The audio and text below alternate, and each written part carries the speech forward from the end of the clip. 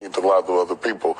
There are many women today who are in positions of power. They're graduating from college at a rate far beyond men today.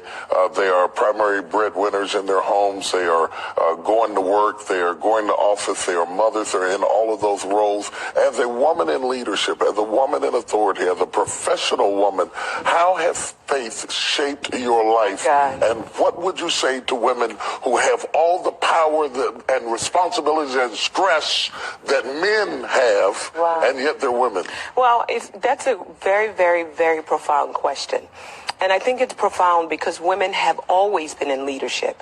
Just because a person doesn't have a title or a label or position doesn't mean that they're not in leadership. And women have always been shaping the world. We've always. There is no one in the universe that has not come through the womb of a woman. Absolutely. So when a woman was created to be a problem solver. The Bible says that it was not good for man to be alone, so that means that man had a problem. And so when God... we admit that. We admit that it is a problem. So when God created woman... When God created woman, he created woman to solve a problem. And it was the problem that a man had. Now, I don't have problems with being considered second. Because I understand that the second edition is always better than the first. So, to me, it doesn't matter. It really does. I think of Hannah. And there's a lot of women who are trying to find their identity, and they're turning to positions and titles and degrees in education, thinking that's going to solve that hole that they have in their soul. But it doesn't. And if you ask the average woman who they are, they're going to say, well, I'm a mother, I'm a this, that's the role that you play.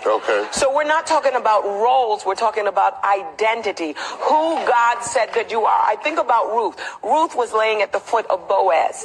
Boaz wakes up and says, who are you?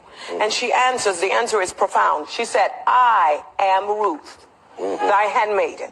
In other words, don't get who I am mixed up with what I do. And for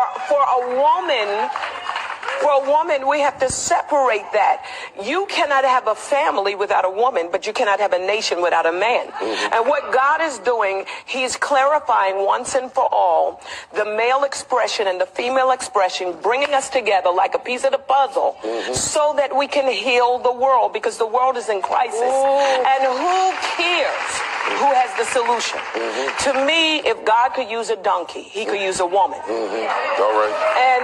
And so I think our discussion should no longer be about the role of a woman and the role of a man, but the role of humanity, and to be able to help people to figure out what does it mean to be human.